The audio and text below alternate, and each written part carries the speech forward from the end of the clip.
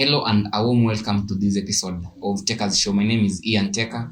I've really waited for this episode and majorly is about money, how money works. And today I'm so excited to have someone who will explain vividly on how money works, how money has really worked for him. And, it is all about knowledge and literacy of money. That is one of the best recipes you can have for you to attain financial freedom. Once again, this will be the best reason for you to subscribe on this channel. So create time, like, subscribe, and you can as well share. So today I'm having Mr. Mugambi, a good friend of mine, who is going to explain, who we are going to share some insights on how money works.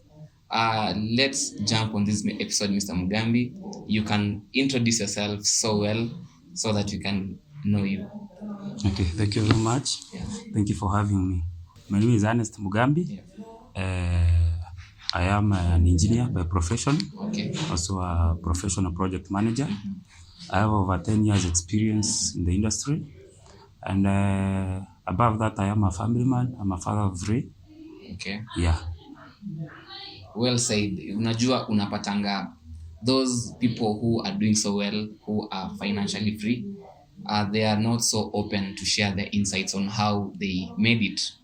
Unapata mtu anakuambia ni God and other excuses that are not worth it. So we are here with you. Nataka utushow vitu fiti. I'm a Gen Z and majority of my audience are the Gen Z. So nataka utueleze how we can attain our financial freedom. The Bible says in the book of Proverbs that a good person will leave inheritance for the children's children. So we are here. We want to learn. My audience, if you have a notebook and a pen, kindly unaweza fanya hivyo so that we can get to learn. So my first very question is, what does financial freedom mean to you, and how can you well define financial freedom? Because I'm quite sure wase wajui meaning ya financial freedom inamaanisha nini. Ni vizuri umesema according to me. Yes. You see, everything means different according to the perspective ama mahali somebody is. Yep. To me, financial freedom doesn't mean retirement. And again, it means retirement depending on where you're sitting.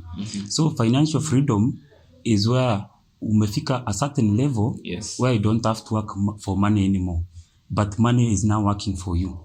For instance, most of us wake up every day to go to work. Why do we go to work? To look for money. But when you attain financial freedom, you can sleep in up to 12. You can sleep in at any time. You don't have schedules, but you're still generating money. If you want tasks done or things to be done, you just use your money to accomplish those tasks. So to me, that is financial freedom. And it doesn't matter the age. It doesn't matter where. As long as you are comfortable, this money is enough for me, for my children, and it is enough for you to generate wealth. You see, most guys who say that a person had a particular amount of money last year, then this year it has doubled. Let's say your net worth of 200 million. Next year, we hear it's 400 million. Yes. So people think that this guy has stolen, but it's not the case. It's the net worth, the wealth that has accumulated and increased in value. So when it is evaluated next year, it has increased in wealth. Yeah. But there's a difference between that and the money in the bank. So let's talk about you. Was there a time and a moment or moments in life that you realized that you have the ability to be financially free? And how was it like that you also believed that you can earn much more than your colleagues, your friends, that maybe mnapata salary same? Yes. I think since I was young, I've seen how we grew up. Unapata mzai, ana hustle. The parent is also employed. Mara tunarima, tunaguza maziwa. Then, on the other side, you watch TV. Unaona guys going to Dubai, going to what, enjoying. They don't have to wake as early. Yet hapa kuna another guy mwenye anakata cabbage early in the morning. saa 9 ya usiku Yep. ndiye afike market by morning, but yet whatever is earning ni kidogo. Yes. Huyu mwingine naye anaamka ndiye aende aka please the boss, you see. And then as children we are suffering because we are expecting to study, we are expecting to at least enjoy cartoon as a young age, but hiyo ndio time unafanyishwa kazi. Then I ask myself, why do we do all this? Yeah. How can somebody be comfortable and be free without kujiweka stress? Sababu again all these stresses are working and doing what ndio zinaletewa watu these lifestyle diseases. Somebody amenona, mara sijui BP, vitu kama hizo, because we are looking for money.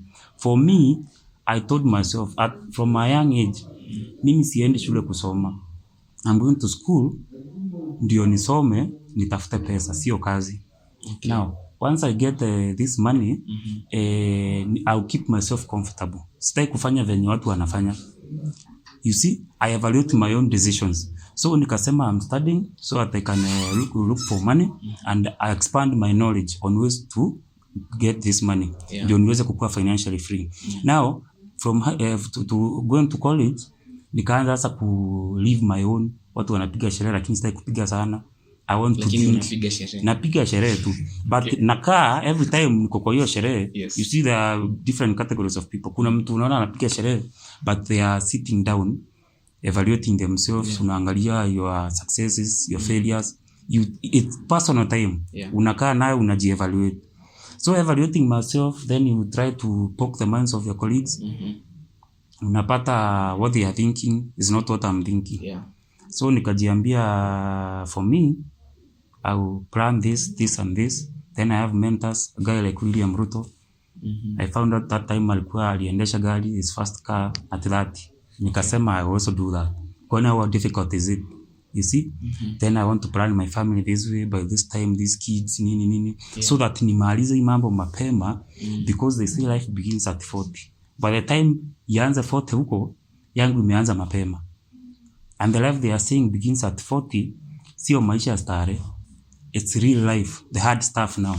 You need to have a house, you need to have wealth, you need to have a wife, you need to have kids, you are paying school fees, unafanywa chama ni kikundi, unafanywa sijui nini kwa kanisa. So all the responsibility point at you. Watu wakifanya harambee, they are coming with cards at your doorstep. So that's the life begins at 40. Niambie, if you are paying school fees, unataka kumwaga lori moja, you want to buy land, unataka kununua kuchukua kaloni kagari, what will you achieve? So by that time mimi nikajipanga until I was able to do with the little money that I have so much. Because again there is another aspect. There's another aspect of getting the market price and working with below market price so that you can gain value. That's a whole different perspective. Okay. So it is quite unfortunate that our parents, let me talk on a practical perspective. Our parents taught us more of twende tusome, tufanye nini, but hatukupewa lesson vizuri ya how we are going to have money. But it's okay kwa na masomo, si ndio? Ni mzuri sana. Yes. But now we are here, we really want to be financially free. But sisi kama Gen Z tunapenda kutesa kidogo town. So this is my question. How are we going to change this perspective of us being broke, impressing society? Unapata nimepiga look, a very expensive look that can cost 50 or let me say 15,000, 20,000. Impressing, but in real sense I might be broke. So how am I going to shift my mentality so that I can change from being broke, impressing society, to being broke, maybe investing or doing something, being in a process so that I can attain my financial freedom? Excellent. Yeah. Umeanza na something that tunapenda kutesa.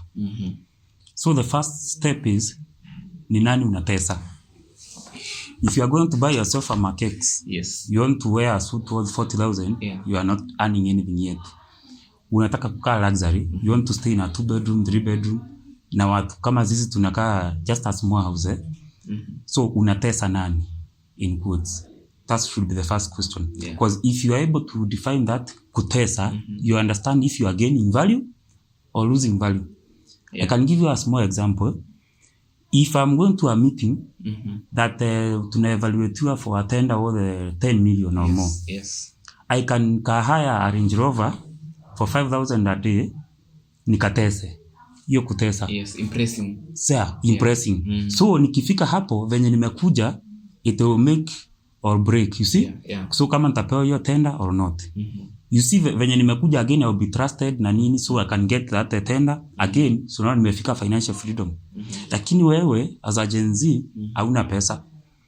Hauna pesa, you are wearing a suit of 40,000 na ni pesa tu umepewa hapa ama umekonkoni mtu hapa na pale. Lakini unaenda kutesa nani? What do you stand to gain? Nothing. Actually you might tesa but nobody is noticing. To you unatesa, lakini hakuna mtu ana notice. You are getting broke, breaking your bank, but nobody is noticing. You see, that's a difference. So as a young person, you need to understand that nobody cares about you huku nje. And as you are growing older, everybody will want to know about you, wakuchambue, and if you are successful, they join in. Unaona? Sasa kama utajipanga mapema, ujue this money nanunua hii kiatu sababu mali naenda inafaa, ama it is cheaper to maintain, sinunui rangi na nini for this particular time, knowing that there is another season that will come when this kiatu will no longer be useful. You get sasa kiatu ya kupolish yenye unavalia na suti. This Gen Z sasa nyinyi wakuvalia t-shirts and zinaitangwa aje sneakers and what have you. That's the time. Ukifika time yetu sisi we don't look for sneakers. Za nini? Ukinunua sneaker unaweza ivalia dry saa hii. Maybe kama kuna ka fashion kama karurashio mahali ama hizo ndio fashions tunaenda. Lakini nyinyi mnaivalia every day kutesa kwenda class nini and the Crocs that you wear. It's a season. So plan your monies. Ile kidogo unapata jua venye unafanya. For instance, in this channel of yours, the little money, instead of impressing a girl, you can invest in a very nice mic. Or you save kidogo, you buy a very nice camera. Or you can do a kind of setup kama hii. So it will generate you revenue in future towards your financial freedom. Yes. So I tend to believe a majority of the Gen Z who are maybe not exposed to good money have some pesa kidogo. So is it good for them to indulge into small businesses so that they can at least have a future as far as money is concerned? It's my belief that people who are below 30 years, who have no inheritance or who don't have huge money, never thrive in businesses. They will never thrive in business. So a Gen Z can never thrive in business? The only one who can thrive in business is somebody whose father has mass, anampulia strings huko juu, then they also fund. Okay, what do you mean by business so that you can get you well? Business is whatever you'll be doing to generate income. You see?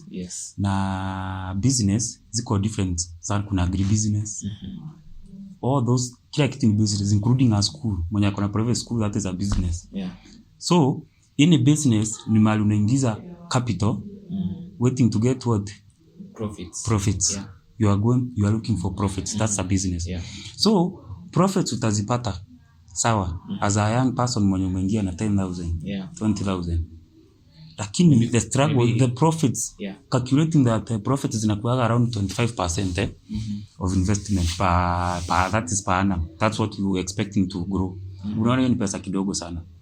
So for young people who indulge in business below 30, me I feel it's a learning opportunity.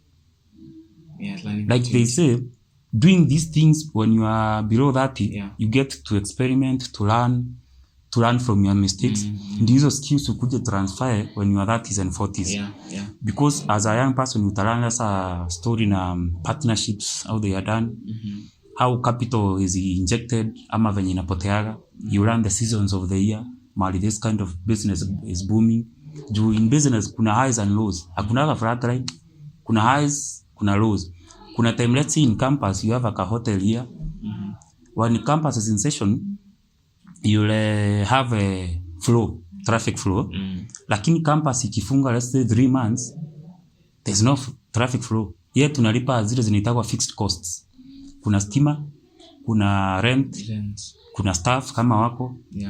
Yes, hizo ni fixed costs whether there is traffic or not.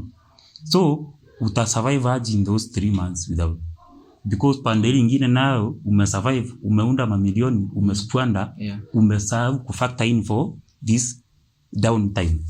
So lazima ujue kujipanga, usome, you learn, uingie tu pesa twako tudogo, you invest them here, you learn this, you invest here, you learn, but the aspect is learning. Those small businesses will never build you a mansion of 4 million. They can never buy you a car. Believe you me, if you want to test this theory, yes, tafuta a young person mwenye akona ka small business, mwenye anauza whichever anauza, hiyo ni biashara. Mwambie aende bank aseme akona biashara, anataka kupewa loan ya 500,000, bank ikuje ifanye evaluation tuone kama atapewa. Hakuna. None. That tells you are just learning. It's a step towards another business or another business, but in future you become successful. Kuliko mwenye amekonota tu mikono anangoja manna from heaven. So it is okay to indulge into the small businesses, yes, but with a perspective that you are learning. You are learning. You won't get anything beneficial out of it. So what happens with the Gen Z is that we are seeing a lot of things. We are seeing people living their lives so well. Tunaona watu wako na TV kubwa, good houses. So we really wish to go na those things at this age, not at 40, as now, as early as now. So how can you encourage, or how can you tell that Gen Z who wants to live at his best na anataka kuindulge into a business, for example 20,000, bado aingie into business na 20,000 akisema it's a learning, not as again kwa hiyo business anaingia? Yeah, that's my question. Now everything has a baseline. A baseline is the foundation ama the minimum expectations. So wewe unataka to live the good life now. Question is, who is funding that good life? That's why we want to indulge into the businesses. If you are not capable of funding that good life, peke yako minus parent, do you think it is worth living? No. Why do you buy a 55-inch TV when you are 19 or 20, yet hiyo ni pesa umepewa na mzazi? You see? There's no, what is the benefit of that 55-inch TV? It will even ruin your life. Since you have that one, itafanya ukue na the good friends when wanakuja kuona TV ku have a good time kwako. That means your house will be open every time. Wewe hakuna schedule yako, this is my personal time. Every minute kuna rafiki ya new one mwenye anakuja kuenjoy TV. Then mtakuwa kwa Netflix the whole day. You see? Because of that TV. 2 years, 3 years, what have you gained? Any skill? None. Have you learned anything? No. What have you done? You are losing. So minus the parent, ikifika mahali now you need a wife, you need hata your rent uwezi lipa. So as a Gen Z, you need to understand whatever place I'm putting my money, what am I getting? Is there a lesson? Is there a skill? Ama is there something else yenye ina kubenefit either now or in future? For me, if I buy a TV, if I'm a Gen Z, ninunue TV kubwa, what could I be using? Labda kama sina laptop, I can buy maybe a TV box, nione videos za YouTube hapo, something concerning farming, that's what I'm watching, some documentaries, some business, whatever. Now I'm gaining a skill while enjoying the TV. Si ya kuona mudu. See? Well, so how can someone evaluate whether an investment opportunity is worth pursuing? So when it comes to evaluation, kuna different models. It depends on the person, location, kind of business. You see, business is not only about profits.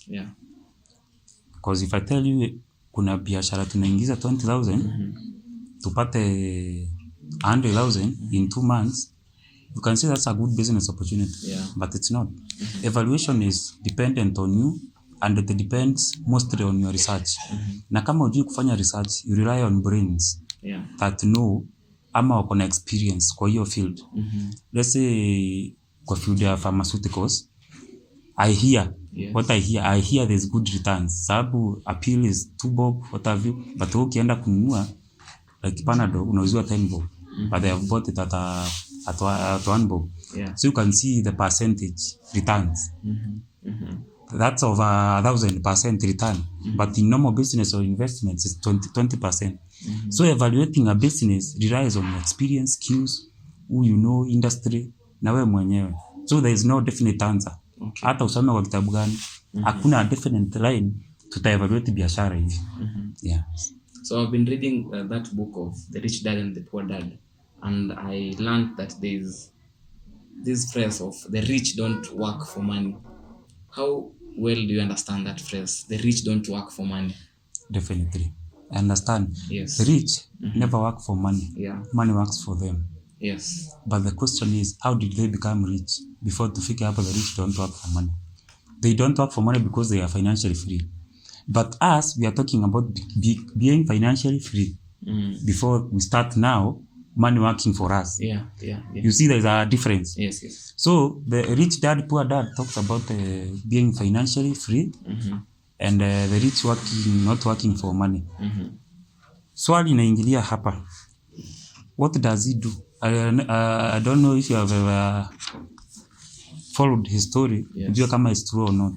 Was he rich or was he poor? When did he become rich and what made him rich? It's the book that made him rich. And one thing he said, he is the best book seller. The best selling whatever kitu kama hiyo. Not the best entrepreneur.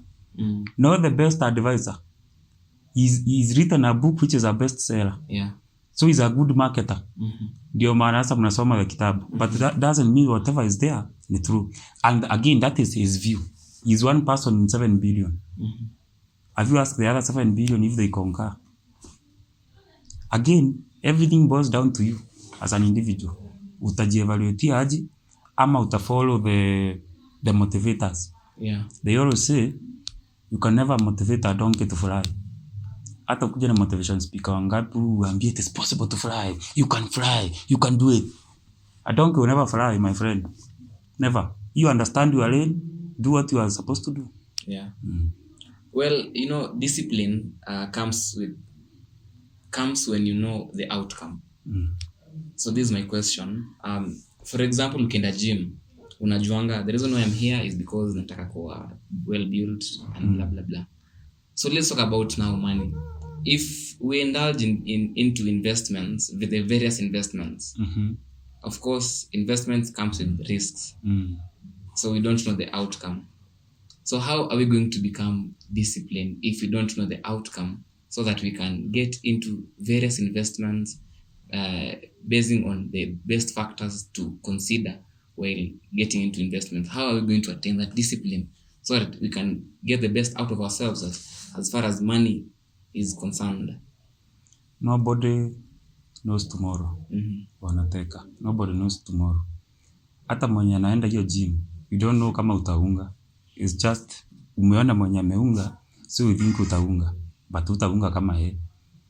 Hakuna one thing that zinakuanga the same. If I put my 2 million shillings here, and you put your 2 million shillings here, the outcome will not be the same. Why? Personality and different changes. You see, ndio ujue kama you are getting returns ama you are making losses. You can't put your investment in a place, then you just sit down waiting for the payday. You have to keep evaluating and re-evaluating. Now that comes to project management. If you say, let's say you have invested, you must have predictions ama timelines. Hizi mbuzi mbili nimenunua, by the time mwaka wishe of which mbuzi na zaanga once a year. So by the time since they are mature, this year ishe, zinafaa zikuwe zimadouble. At least kama kuna twins ni zimetriple, ama kama ni single utakuwa na mbuzi 4 by December. So ikifika December ama January next year na hakuna mbuzi. So how do you evaluate your investment? Are you going well or are you doing poorly? You are doing poorly because we had anticipated by December and all conditions ziko hapo. By December tutakuwa na tumbuzi tuingine, but hatuna. So that tells you are lagging behind kwa investment. Haitoi returns. By the other year kunafaa kuwe na another mbuzis. You see? But it's been 2 years hakuna hata moja. Do you continue with the investment ama do you cut it? You unafunga mapema. Yeah. You don't wait for losses to expand ndio make decision. Kama zile timelines umeset azifuatiliki, by this time lazima ikuwe imezaa at least 10,000. Yeah. By 6 months ime increase stock by 300,000.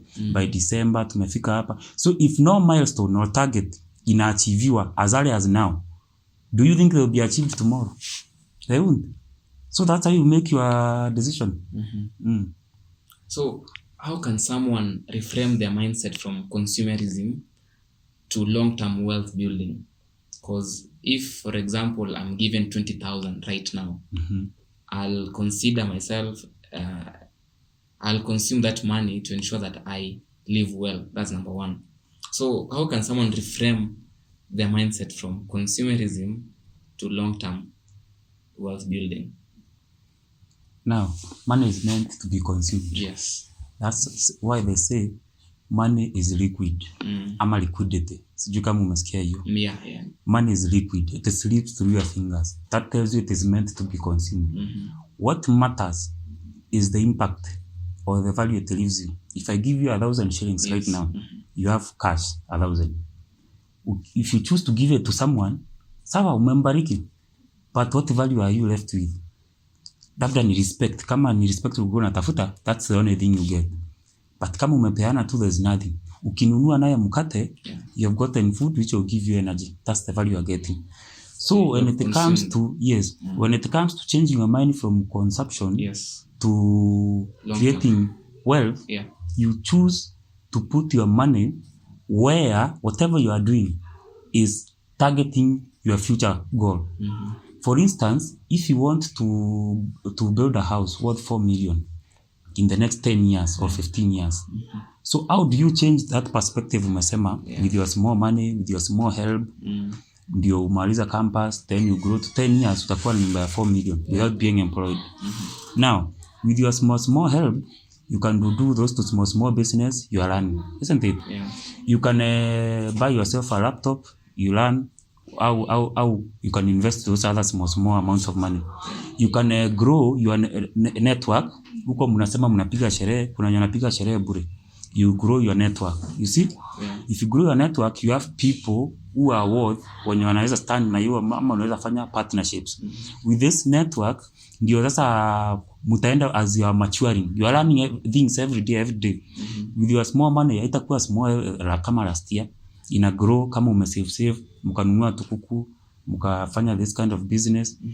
Ama kama nyinyi, this channel of yours, ina grow, it is giving you more money. Now this money, you used to do something else. So project after project, ikigrow, unajua when to step out.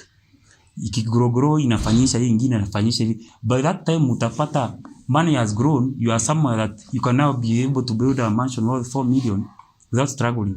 Lakini huwezi save thou mpaka ujenge nyumba ya 4 million. So you can't advise someone to save? No. Me, I don't believe in savings. That is me. It comes at skeletons, but I don't believe in saving cash. Na siamini na kitu inaitagwa sako. That is a scam. Ama hizi vitu zinaitagwa education policy, insurance za watoto. Those are scams. Why should I give, let's say if nikata insurance ya watoto wangu ya 5,000 per month saizi for the next 10 years. If you are knowledgeable, inaia nitakuwa nimelipa ngapi? 60,000, ndio? So in 10 years that is 600,000. Hiyo ni insurance policy. But ukiangalia, go and ask for them for a quote. Ile policy umepewa iko worth 560,000 Kenya shillings. So before hata uweke signature ushaibiwa 40,000. So in 10 years unafaa kupatiwa 600,000 cash. Unaona? But hapa usha sign policy inasema 560. So 40 imeenda.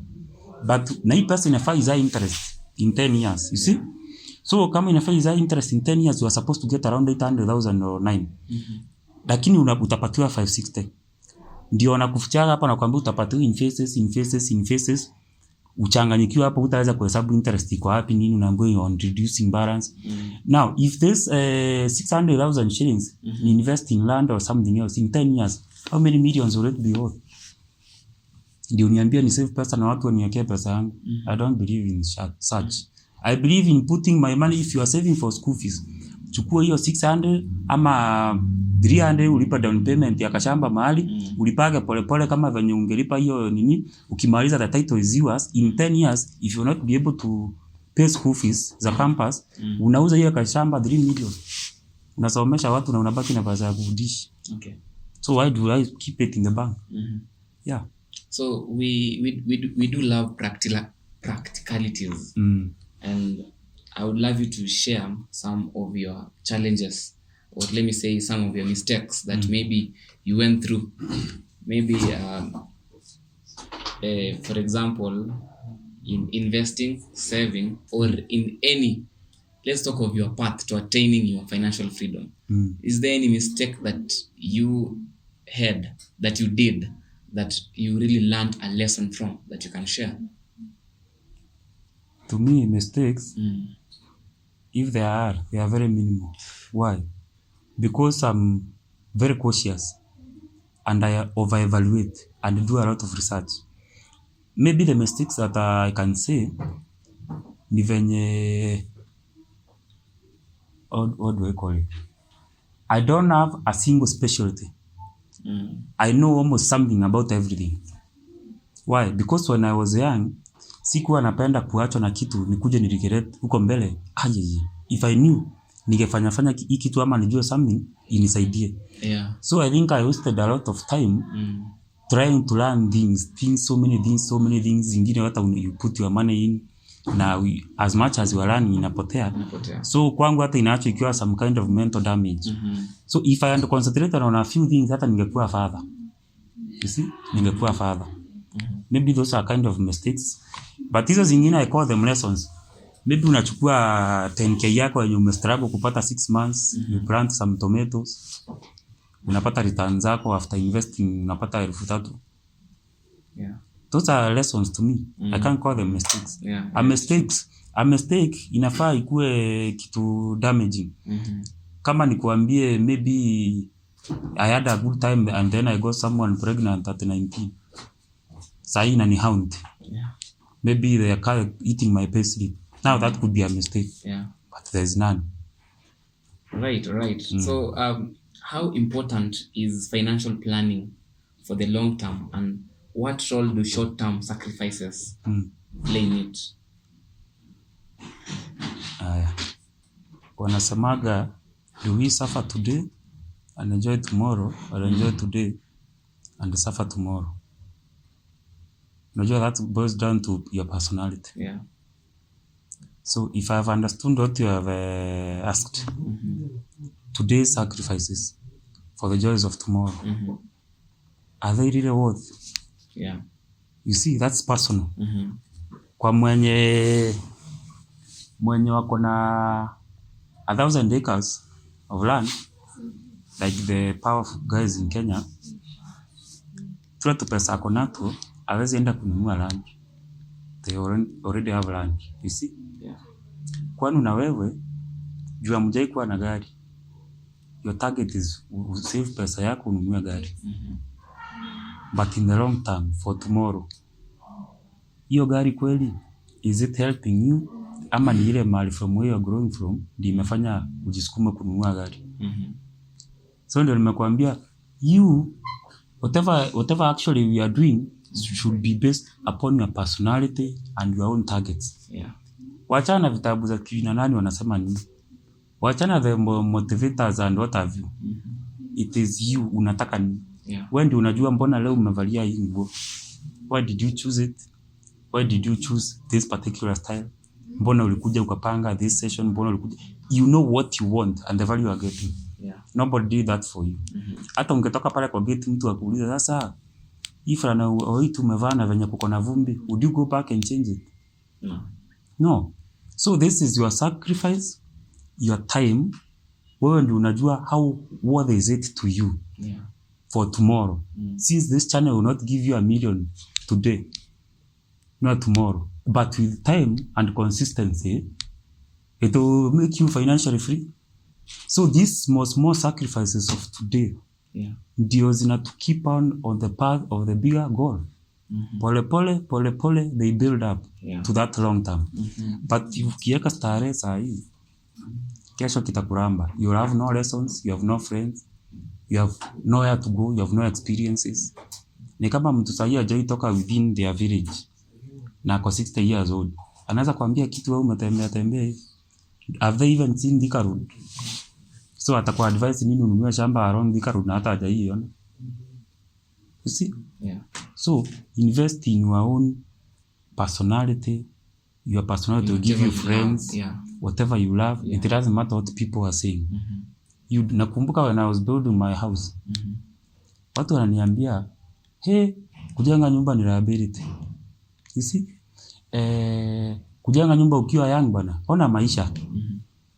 Kujenga nyumba saa hii isijui itakuwa imechange fashion. But I didn't listen. Mimi najua what is it going to give me. One, is it actually a liability? It's not a liability.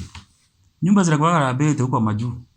Ukiwa na nyumba in US, lazima ulipie gas, ulipe cable TV, ulipe inatawa ni serikali. But pia in Kenya, liability si kitu inatoa pesa kwa mfuko. Yeah, it is bleeding. Yes. For example, kama unataka kulipa mtu anakuslashia sasa hiyo compound, you'll pay.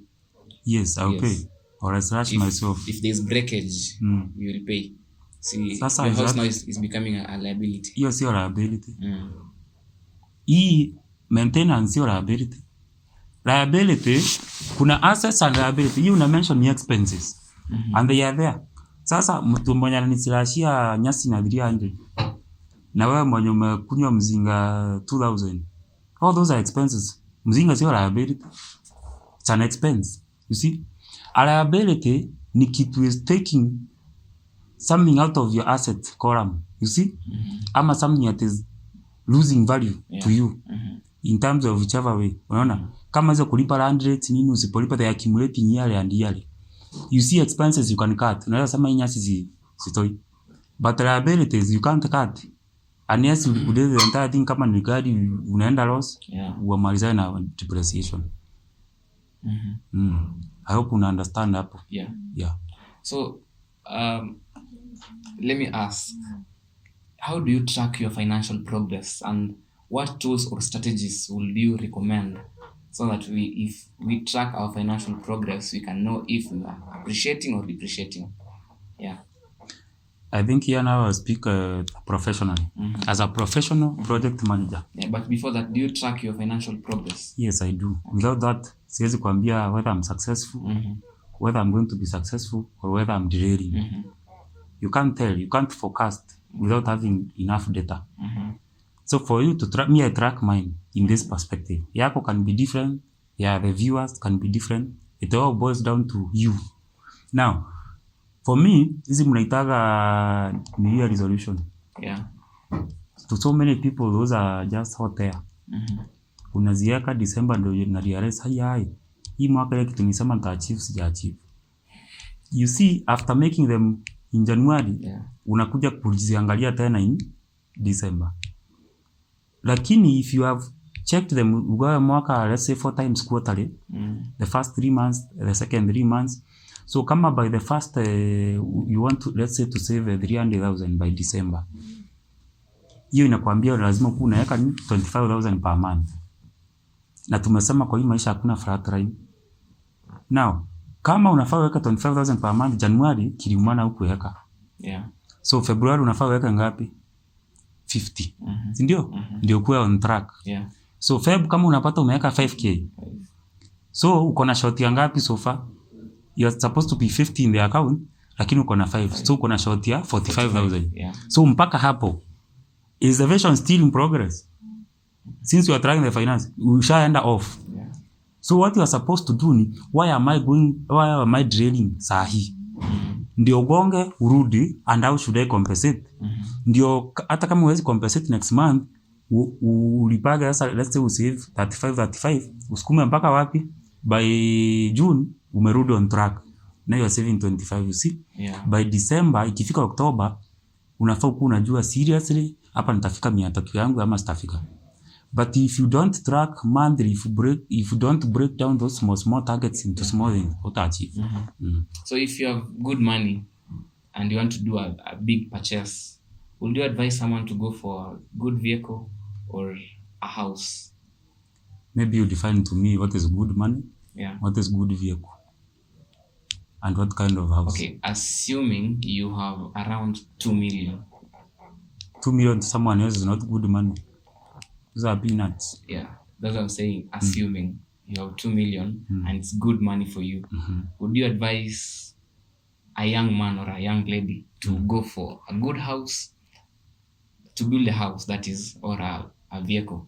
Now, when I say a good house is to build another house, maybe kama ni ushago something, and leo kulipa rent na gari yake hapo nje.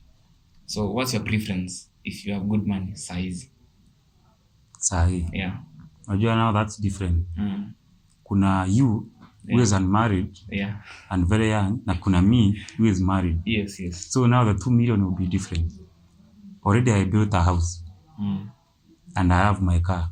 And I have some lands, several pieces, and some other investment. Yeah, so assuming you don't have. So if you give me 2 million, the first thing right now, I'll take my wife to Dubai and to some countries in Africa, because my investments are growing every year.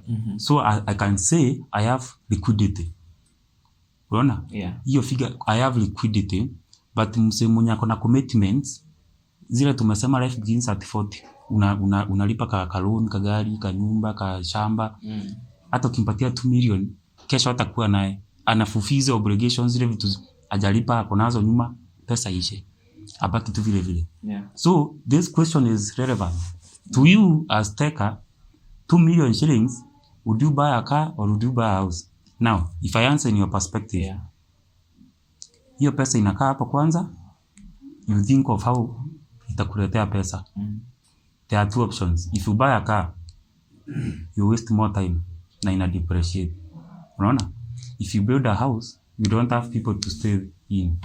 Na kama hiyo house unajenga ushago interior, haikusaidii. Kama unajenga in town, it will cost more than 2 million. Again, you won't finish. But what would you do? As a young person, you should now know of other investment avenues.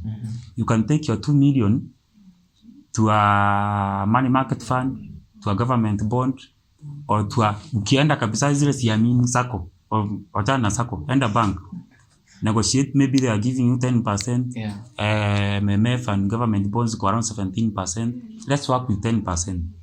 As a young person, 2 million uweke hapo, ikae hapo, kila mwaka unapata 10%, that is 200,000.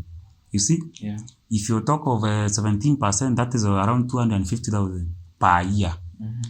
Per year. So to you as a comrade, hiyo pesa inazaa. As you ikikaa 10 years, utakuwa umepata pesa ngapi?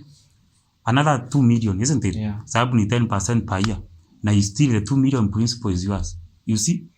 Lakini ukichukua pesa ununue gari, hiyo gari umenunua 2 million, let's say a Toyota Mark X. Ukae naye 3 years. Believe me, hiyo gari unauza 600. You have lost value. You see? Na nyumba pia ushago hautumii. Na nyumba ushago hautumii. So ikusaidie, itaanza kukusaidia ile time utaanza kuutilize. So if you have good money, go for investment. Actually at these modern times, hizi times zenu kuna so many avenues. You can track. Unaweka pesa inazaa. Unakopesha serikali ama you put somewhere inazaa as you think of what to do. You need liquidity. Why?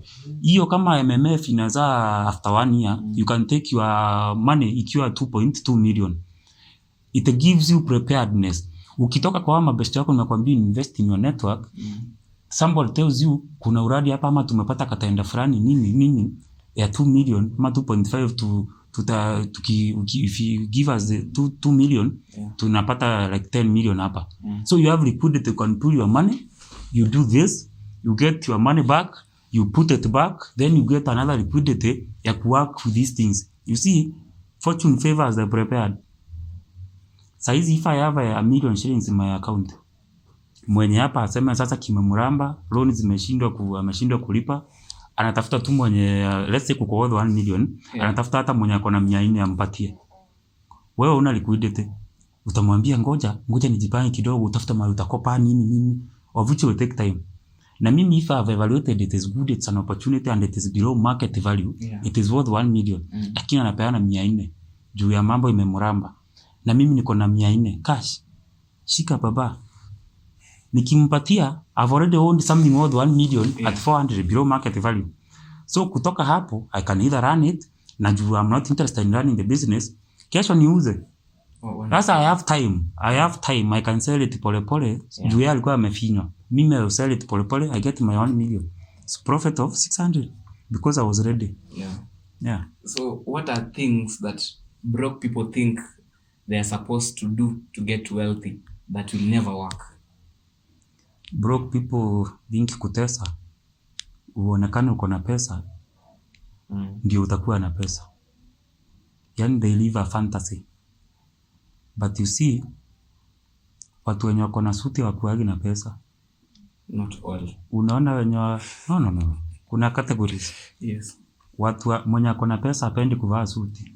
Not all. See, I thought ni preference. Yes, preference. Yeah, it's preference. Yes. Unless they are going to a meeting. Of course, kuna scenarios.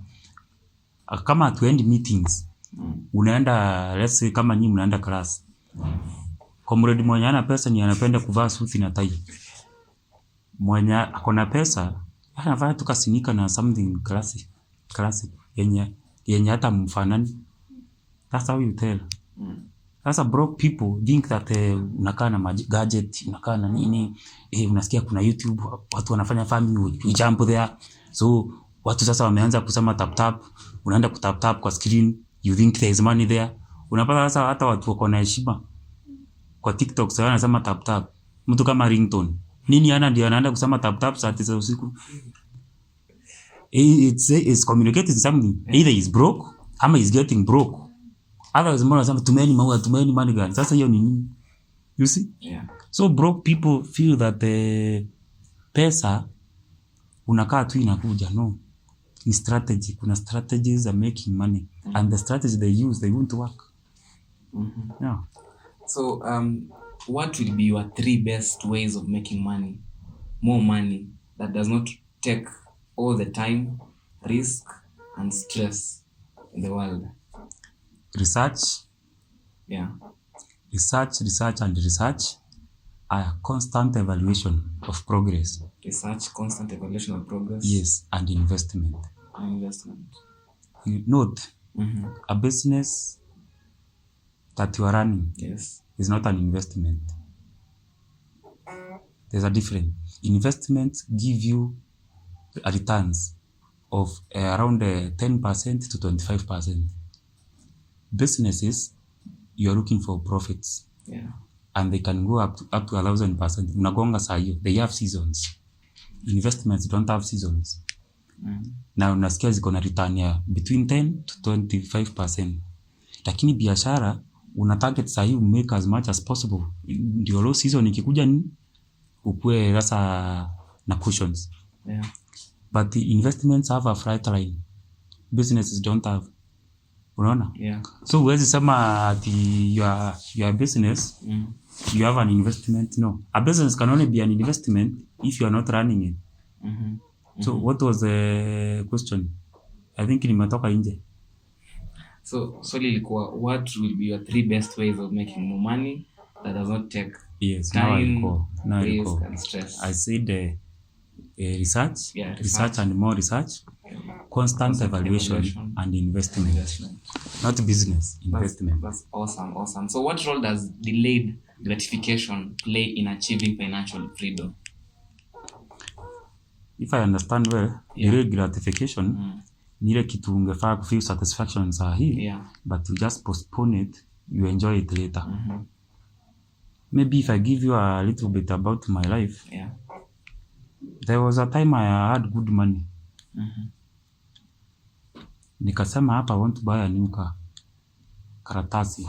Mtu hawezi niambia mimi ninunue gari mpya at 1.2 million. Now, I was to take up a loan since I had around 400,000. So nikihesabu naona hii gari nitalipa 3 to 4 years. Hai! Nikasema wacha ni delay gratification. I just buy any car. Siporake na driving. Hii ya mambo ya mpya nitaenjoy huko mbele. Saa hizi hata nikikuja naye insurance ya new car is expensive. 40,000 Yeah. depending on the prices, you see. So nikanunua kagari ka 400, you see. But what did that give me? Kitu hata sikuwa na expect. In that same year, hiyo kagari ka 400 na nikapata niko na plot. The same year. Imagine ningekuwa kwa loan nalipa over 35,000. So hata hiyo plot ingewezekana. Yeah. After hizo mbili, then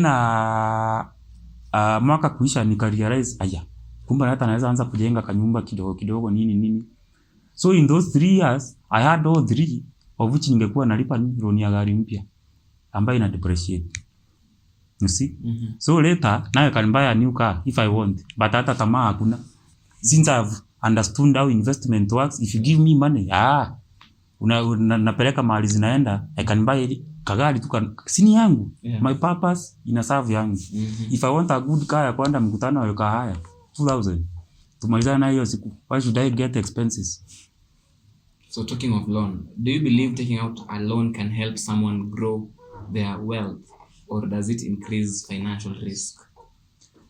Ordinary people under normal circumstances and those who are thrive, they take loans. Yes. It has been working since our grandparents wakati wa loan za kahawa na saizi. Our parents who are teachers wanachukua loan, they do things. But to you Gen Zs, are loans working? Can it work for us? I don't know. Things have changed. Unajua tuko times that things are so zimechanganya. Yeah. Every bank wants to offer loans. Mpaka wanakuja in your workplaces wanakuambia ndio schedule ya upewe loan. Why are they doing that? What do they stand to gain? Na wewe mwenye unakula loan, what do you stand to gain? If you have a business and unajua already umeevaluate ina produce this. If you conduct an analysis, uone kama anapataga 200,000 a year na this business. And if I expand it kidogo tu with this amount, pesa ina exceed this way. Kuna ile the principle of relativity. Ukiongeza pande hii ingine inaongezeka. Then that's the only time you can take a loan. Lakini huwezi kula loan ya kununua nguo ama kula loan ya kuinvest. Why? Huwezi chukua loan yenye unalipa 20% uende kununua naye government bond ama uweke kwa treasury bill yenye unapata 13%, you are losing money. By the time loan inakula 17%, ile interest unapata hapa ni 10, you are losing money, utaingia kwa mfuko ulipe. So you can't take a loan to invest, you can only take a loan to do business. Or kama unanunua gari, you are buying a business vehicle yenye kama unapeleka Uber, that is paying itself without you getting to the pocket. Kuna ile, there's a principle called the law of diminishing returns. Uko na biashara saba cafe ya kompyuta 3. Yeah. If you increase them to 5, business profits increase. If you increase them to 10, ina increase. Lakini kwa hiyo cyber cafe every time per day unahudumiaga watu 30.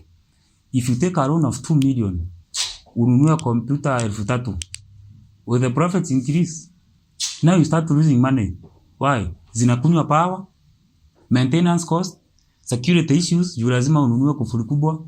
So you start draining. So hapo ndio unasikiaga the law of diminishing returns, kuna ile threshold you can increase up to a certain place before starting losing. Na losing inakuaga instant.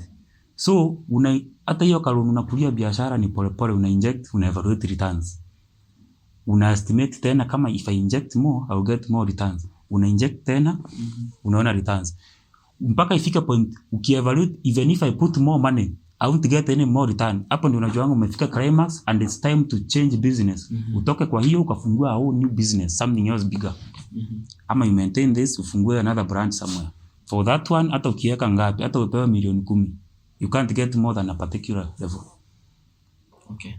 So with delayed gratification, with sacrifices now, you advise the Gen Z mostly and the young people who have not attained financial freedom not to enjoy life, not to piga sherehe sana, so that they can focus on getting financial freedom? Or what do you say about that? How can we balance the life inflation and how to attain financial freedom? Life is for the living. There's nothing in this world that works in isolation. Yeah. Saving money and spending money goes along.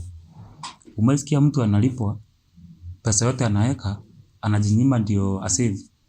Spending and earning zinakuwaga hivi. Wewe ndio una determine ratios. What to spend, what to save on. Budgeting, hapo ndio inaingilia. So live life. You want to live life, sio kumaanisha ununue kiatu 5,000 sahi. There's nobody to impress. Kiatu ni kiatu. Kujinyima ni kusema usivae viatu kabisa. Tembea mguu tupu where other people are wearing viatu ndio usave. Hiyo sasa nayo that is something else. But tutavaa viatu na to save. But si at 10,000. Na sasa hiyo uwezi vaa kiatu ya 200 according to your level age and whatever. Itafanya wale marafiki tumesema the network ipotee. Yeah. Juu again when it comes to networks kuna classes na the kind of people you want to attract wenye mtafanya nao collaborations in future. Hamwezi kaa na viatu ya 200 imetoboka mguu. So you have to understand personally the levels, the balances. Ndio ujue you can't spend more than you earning. And your 50% should cater for your expenses and everything else. 50% ingine hasa ndio investment. Na kwa hivyo 50% expenses ujue rent ziko hapo and everything else. Yeah. So things change. Sio lazima ni una saving per month. That's why people get it wrong. Sio lazima kama una save 50% monthly. Kuna kitu inakujanga, unatoa pesa yote. Next month unaanza kusave tena, unakaa for so many months without a big project, unatoa yote. For instance, if you have a million sahi na mimi nimesota, uwezi niringia. Sababu mimi sijasota juu nimekosa pesa, maybe I have a project. Na juu imeisha na uko na 500,000 yako, you think you are rich. Tutafika pale na wewe utoe yote, uweka kwa project uanze kusota. Does that mean you are broke? No. Umesota tu. But you have invested. So delay. You believe in this quote, broke, not poor. Yeah. Being broke is not. Being broke ni hauna pesa. Yeah. Hapa liquidity. You don't have liquidity. Lakini net worth uko nayo. Your net worth is what is supposed to be increasing yearly and yearly every December. Last year unasema I was worth 10 million. Hii December unafanya evaluation unaona niko worth 12 million. Unaona? Yeah. That's growth. Ile mwaka ingine ni uko worth 14 million. Sio sasa hii mwaka uko worth 10 million, December uko worth 3 million. Na tuhesabu cash hapa. Cash is part of the cash at bank is part of net worth. Yeah. So do you believe that there are people out here who really think they are wealthy but they are not actually wealthy? Actually people kwa hii maisha yetu na labda na siwe ba sana Gen Zs. It's very rare to find a wealthy Gen Z. They are rich Gen Zs. Not wealthy. Who have mansions, who have markets, nilikuwa nasema. Do they have mansions? Ama they hire the mansions, ama they pay rent on those mansions. Mwenye ako na title deed, hiyo sasa ndio ako wealthy. So it is increasing if you have seen it na macho or if you can prove it's there. Yeah. Lakini most of them hata zile gari wako nazo ziko na loan. Kama iko na loan hata yezi choto na koti, it doesn't read your name. It has someone else. Ile kitu yako uko nayo mpaka receipt. Tukihesabu receipt, tukihesabu net worth. Yes. Saa hii if you have bought land na hujamaliza kulipa upewa title deed, yezi ingia kwa net portfolio yako as net worth. Sababu if you die and you have a wife, haizi enda kuclaim hii land ni ya mzee. Tutaenda pale kwa search, kwa land, tupiga search, hii shamba ni ya nani? Haisomi mzee. Inasoma mwenye shamba. Ile kitu kona nayo ni sale agreement. Until ulipo transfer hiyo sasa ndio itakuwa part of your net worth. Hii simu kama una receipt, believe me, hatuwezi kuhesabia kwa net worth. Wewe ndio unajua ni yako. Can you prove to us it is yours? So you can't. Kama una receipt, you can't prove it's yours. So siwezi kuja nikunyang'anye juu Teka ako na deni yangu nachukua simu yake. Tukienda kotini utajua my friend justice system kitakuramba. Huyu mwingine atokea hapa aseme ile simu ulichukua si ya Teka ni yangu na uliniibia na ako na receipt. Wewe unajua ulikuwa even na Teka kumbe alikuwa amechukua simu ya mzee. Kitakuramba utajua net worth ni ya huyu. Yeah. Sio ya Teka. So it is proven with the documentation. Ndio tutahesabu net worth. Okay. So we have been talking about wealth, about money. Is it all about wealth? Now that you are more experienced with life, is it all about wealth? Can it buy you whatever you want, or without wealth you are done? You see, wealth is very difficult to convert to liquidity. To live that hiyo maisha unapenda, ama the happy life, the good life you are saying, you need liquidity. Yeah. But wealth can't give you liquidity unless it is liquidated, unless it is sold. Kama uko na shamba na haijajengwa, that is net worth, it's wealth. Iko worth 5 million. Lakini huwezi peleka bata upatiwe kiatu. Unaona? Yeah. Huwezi patiwa kiatu. Huwezi enda kwa Harambee waambie shikilieni title deed iko worth 5 million. Nitaleta sasa, hapana, itachukuliwa. But you can take it to a bank, you get loan ikiwa collateral. Now hapo ndio inasaidia. Ama kama iko developed into rentals, ile pesa inatoa, that's the liquidity it is giving you. Hiyo ndio utaenjoy. But the security it is giving you, the intangible benefits, security yako ya familia, trust yenye nakupea among your circles. Yeah. Ndio maana unaona kwa TV wanasema ni huyu mzee ndio anakuwa DP, sio huyu. Because of net worth, the security. Yeah. Ako na mazo. Hata kama hana pesa, ile vitu yako nayo akiwekelea pale, anaweza kuchukua ile pesa anataka. And that money will make things happen. So tumesema the rich, ama watu, the wealthy people, the money works for them. You see, money works for them. If I want you to be beaten, I'll give out money, you'll be beaten. Sio mimi nimekutandika. But my money has made you to be beaten. You're the thing that we are seeing. If I want my car clean, I don't have to chukua maji na karai. Why should I waste time? I can pay 200 shillings yoshwe. Money working for me. Yeah. If I want tiki hatu ipigwe rangi, naweza kaa hapa and hire someone. Akuje aipigie hapa. Everybody has a price. Yes, everybody has a price. So money works for you. Whatever you want, ifanywe. So itafanyika. I've heard you say you're married, you have children. Now you look young. So sisi Gen Z pia millennials wanagopa marriage ile sana. How is marriage, Mr. Mugambi? To my experience, marriage is sweet. Marriage is fulfilling. Is it contributing to your financial freedom? Actually, marriage to me is not just marriage. When marriage, unaita marriage, you get a lady. Yeah, a lady, get children.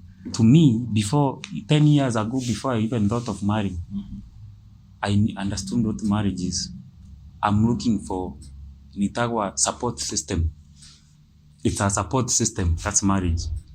Marriage is supposed to reproduce heirs of whatever you're looking for. Hii mali yote unatafuta.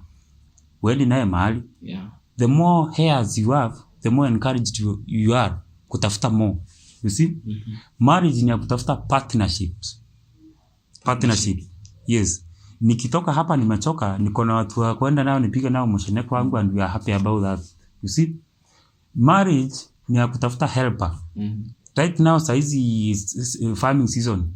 I have my pieces of land. Zinafanywa whatever preparation and I'm not there. But things are happening. So you're saying support, help. Yes. Are you providing, or you're all providing for that marriage? Me, I provide for my entire 4 people. Me ndio provide. And you still say it's contributing to your financial freedom? Yes. I don't know where you're getting it twisted. Yes. Me, I'm providing for them. What am I providing? That's a big question. What are you providing? I'm providing comfort. I'm providing stability. I'm providing needs, basic needs. You see? So you being the provider. Yes. Now, what are they providing to me? They are wananipatia that motivation. Okay. Yeah. They're giving me that respect in society. They are giving that stability. People who know me, hata nikiambia mtu nipatia 500,000, they will give you me. So because of these people of mine, they are also trusted. People have seen how we are growing. They are my support system. Na tuna ile nyenye tunapigana hapa. Would you give money to someone mwenye anakuwa na bibi mara wanaachana mara bibi ameuza TV? You can. Unajua inaweza choto hapa. But to a stable pillar, somebody who is stable, you can give. So to me, They are the best thing that ever happened to me. Hata kuwajengea ni wao nilikuwa najengea. Mimi sikai hapo. If they are comfortable, I'm even happier. Na naona nimetulia tu and I'm getting So younger. marriage is fun, marriage is Yes, nice. I'm getting younger according to who, depending on who you are marrying. Yeah. So In my mother tongue there's something, there's a saying tunasemaga. Yes. Tunasemaga I can't translate it. Hiyo takata. Sema tu hiyo na language yenu wenye watasikia wasikie. Yeah, tunasemaga. Yes. Womba kugura mwekuru wa bata. Yes. You can marry a useful woman. Ama womba kugura mwekuru bata. Ama unaoa disaster. Okay. Unasikia is the same name bata but meaning different things. So it tells you can marry somebody useful or somebody disastrous. And you know a woman is the one who makes or breaks her home. So as we conclude, nimekupata sana about marriage. Mmesikia marriage ni mzuri na pia inaweza kuwa disastrous. Yeah, so a final comment for us, you know, our audience mostly ni Gen Z but pia kuna wengine wengi sana. So what is your final comment? Give us a comment on marriage and also a comment on how to attain financial freedom in the best way possible. Just be brief as we conclude. What I can say? Yes, you can face that camera. Yeah. According to my experience, I've learned that motivational speakers don't work. Reading motivational books don't work. Following what others are doing won't work. Boil down to yourself. Jua kenye unataka. Do analysis. Do research on it. Hata hivi vitu yote nimesema hapa. Just go do research uone venye ina kufit. Then after that, make a personal decision, not a communal decision based on mwenye kenye mwingine anafanya. Make a personal decision what you want to do and don't impress people. Okay, simple. Thank you so much for coming to this show. Karibu sana tena siku nyingine, I will still invite you. So to my viewers, thank you so much for watching. And once again, this is the best reason why you're supposed to subscribe so that we can upload and give you much more content. So keep on subscribing, liking and share. Shalom.